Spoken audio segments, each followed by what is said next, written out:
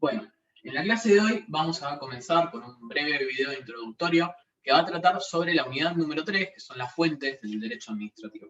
Hasta este punto venimos trabajando en la unidad número 1 con el concepto de derecho administrativo y en la unidad número 2 con el origen histórico del derecho administrativo. La idea de hoy, de esta clase, de este encuentro, es que empecemos a trabajar con los basamentos del derecho administrativo, con los sustentos legales que le dan lugar a su funcionamiento. Entonces, para empezar, primero que nada, habría que definir qué entendemos por fuente del derecho.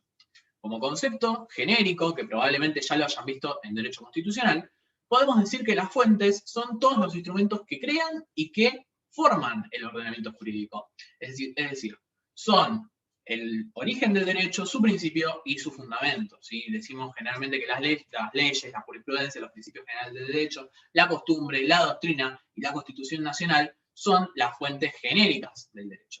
En cuanto al derecho administrativo en particular, la doctrina ha reconocido algunas fuentes del derecho específicas que la idea es que abordemos muy genéricamente en este breve y corto video y luego las empecemos a profundizar en cada una de las actividades y propuestas que van a encontrar para esta unidad. Primero que nada, la Constitución Nacional y el bloque de constitucionalidad federal. Primero vamos a ver la Constitución Nacional, que es la principal fuente del derecho administrativo y de cualquier rama del derecho público y privado, porque cualquier tópico de la materia, cualquier tópico del derecho encuentra su basamento fundamental en la Constitución Nacional. Desde el derecho constitucional, probablemente ya lo hayan visto en la famosa pirámide jurídica, en su cima se encuentra la Constitución Nacional junto con el bloque de constitucionalidad federal. En ningún caso el análisis del derecho administrativo puede prescindir de los principios y de las cláusulas constitucionales. La doctrina generalmente ha dicho que el derecho administrativo es el derecho constitucional concretizado, o sea, bajado a la realidad. Por otro lado, encontramos junto con la Constitución Nacional los tratados internacionales de derechos humanos, los instrumentos internacionales de derechos humanos. En este punto es importante que distingamos entre tratados internacionales con jerarquía constitucional, tratados internacionales sin jerarquía constitucional y tratados de integración. ¿Por qué? Porque los primeros tienen jerarquía constitucional, como acabo de decir, y además se encuentran al mismo nivel que la Constitución Nacional. Por eso tienen jerarquía constitucional y justamente conforman un bloque de constitucionalidad federal. Ese bloque de constitucionalidad federal, como aparece acá atrás, lo van a encontrar con estos tratados. Los que no tienen jerarquía constitucional y los tratados de integración van a tener un nivel supralegal o infralegal, que después lo vamos a profundizar más adelante.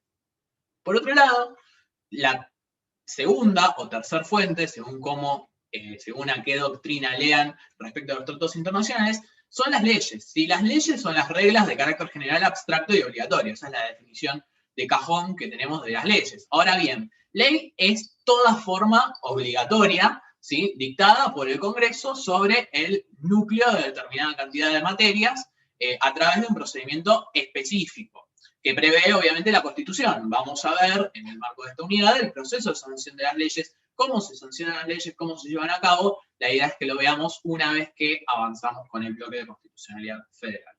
El legislador, a través de las leyes, tiene que obviamente arreglar y ordenar todo el contenido esencial de las distintas materias, entre ellas el derecho administrativo. Por poner un ejemplo, una de las leyes que nos rige a nosotros es la ley 19.549, que es la ley de procedimientos administrativos sancionada por la Cámara de Diputados. En realidad es un decreto de ley, pero debería haber sido sancionada por la Cámara de Diputados. No solo tienen que regular las materias reservadas expresamente por la Constitución en sus ámbitos de competencia, sino que tienen que regular todas las otras materias, en virtud de todas las facultades implícitas y residuales que no hayan sido otorgadas al legislador, porque es el poder legislativo el poder más representativo del pueblo en general en una democracia. Por otro lado, encontramos acá el kit de la cuestión en el derecho administrativo, que son los reglamentos. ¿Sí? Los reglamentos son los actos de alcance general, abstracto y obligatorio que dicta el Poder Ejecutivo con efectos jurídicos directos sobre las personas, obviamente en virtud de una atribución constitucional. Después vamos a ver cada tipo de reglamento. Podemos encontrar entre ellos reglamentos delegados, reglamentos de necesidad y urgencia.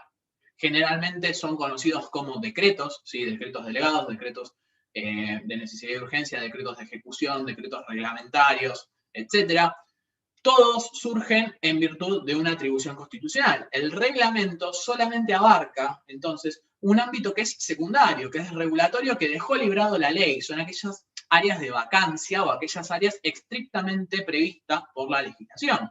Tampoco puede contradecir o derivar las disposiciones legales. Esto ya lo vimos en la unidad 1 cuando trabajábamos en torno a la diferencia entre interpretación cuando tenemos ley anterior deroga ley posterior, ley especial deroga a ley general, etcétera, etcétera. ¿Sí? Lo importante es que luego trabajemos con estos reglamentos porque el acto administrativo como tal se puede traducir en muchas situaciones en un reglamento. ¿Sí? Después hay otras 3 fuentes del derecho administrativo.